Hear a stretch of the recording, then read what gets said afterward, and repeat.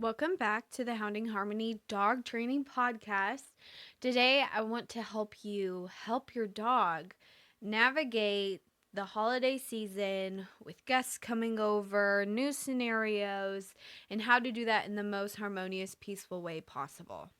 Because of the people, the noise, the routines not being followed, that can be really overwhelming for your dog, and they often will forget how they are supposed to behave. So, if you notice some regression in their behavior and their listening abilities, totally normal, and I'm going to help you navigate that as well.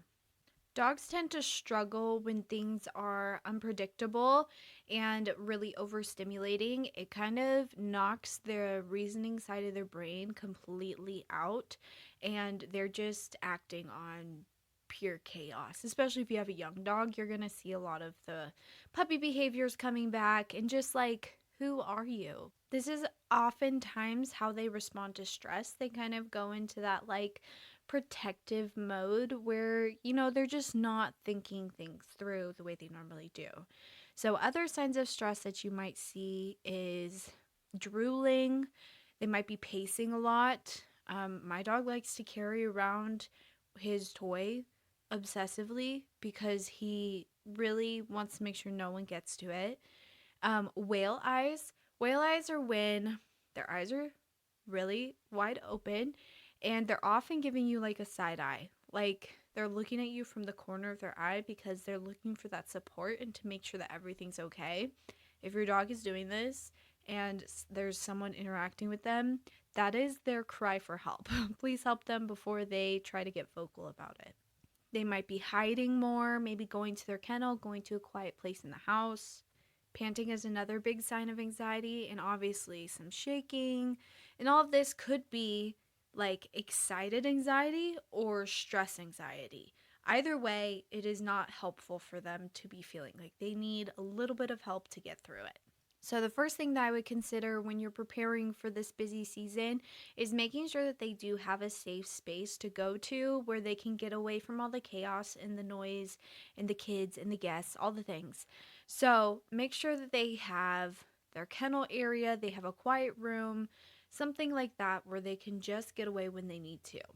And having this ready before everything starts to go down will help them to be able to actually use that as a tool rather than just doing it the day before and just throwing a blanket in the laundry room being like, this is your safe space. No, let's get them used to the idea, let them get comfortable with it, and really get creative on what works for them. So like my dogs personally, they sleep in our bedroom overnight. We have the door open, and so our bedroom is oftentimes where they will go if they need a timeout.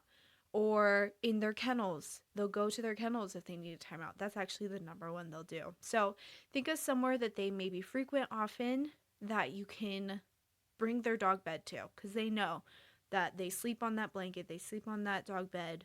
They know that they can see that in another room.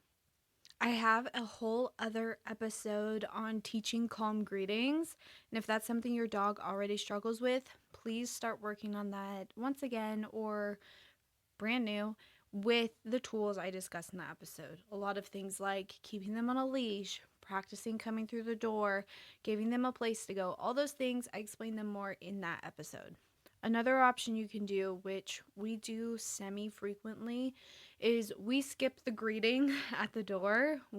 I send the dogs to their kennels, and then after all the guests have arrived and are typically in our living room, which is a dog-free area, I'll let them out then. And yeah, they're going to be a little wild, they're going to be a little intense, but they calm down a lot faster than if they are constantly being re-aroused by another guest entering the front door.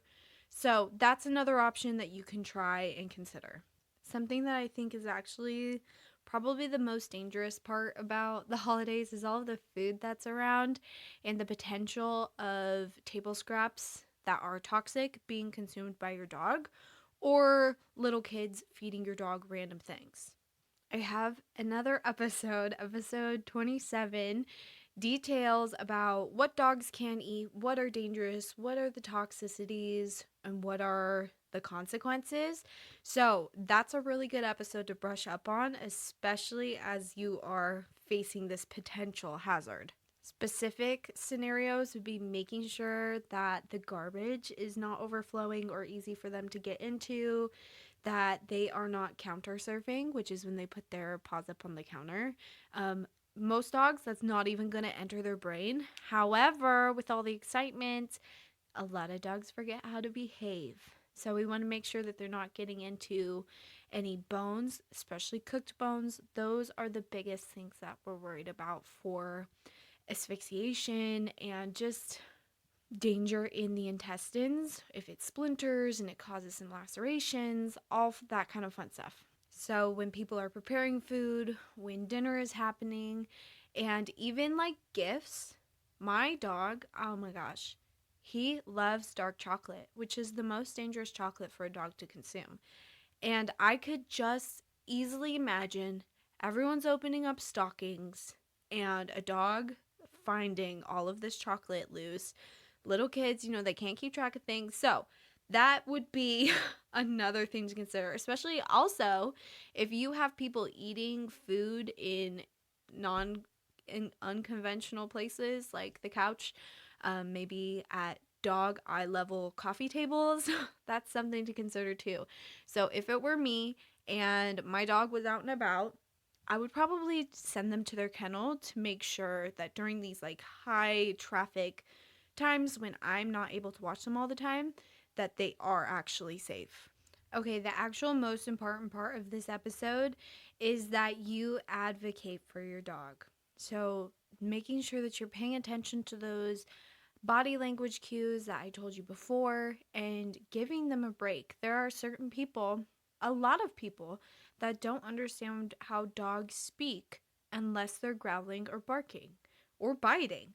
And we don't want them to have to get to that point. It's our responsibility as their owner, their handler, to protect them, to be the leader, to protect them, which will make them feel more confident long term. It is totally okay to see your dog is not thriving in the environment and just removing them from it. There will always be a chance to work on this in the future, and you can work with them through it, but it is better to just take them out of the situation than for something bad to happen. Maybe you have them sit by you so that they can get some free time from the screaming toddlers or that person that won't stop petting them or playing fetch with them.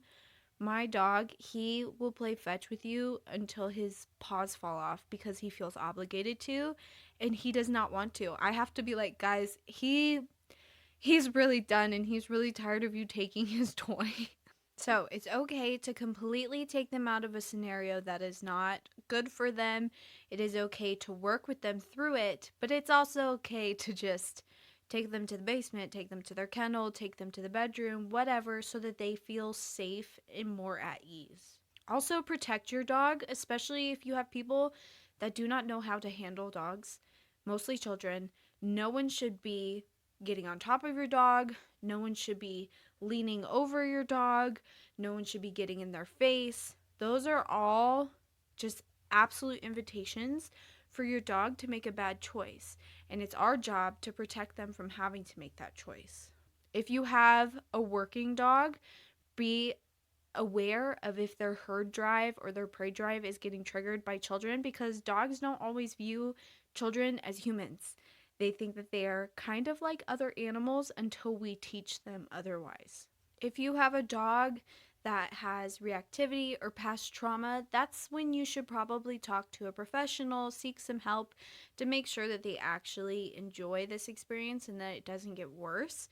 If you have just a normal dog that maybe just isn't in love with a bunch of people being around, then these tips I've talked about in this episode are going to help you so much. And don't neglect their routine or their mental stimulation. Big on the mental stimulation in the days and weeks leading up to this, because the more that they have that energy used up and the more that they are at peace and calm in their body and mind, the better they're going to be able to handle this upset in their routine. So I know the holidays are chaotic and sometimes our dogs are too, but if we can prepare for some of these things and keep their needs in mind, it'll create a calmer, safer holiday for everyone involved. So I hope you found these tips helpful. I know this episode's a little bit shorter.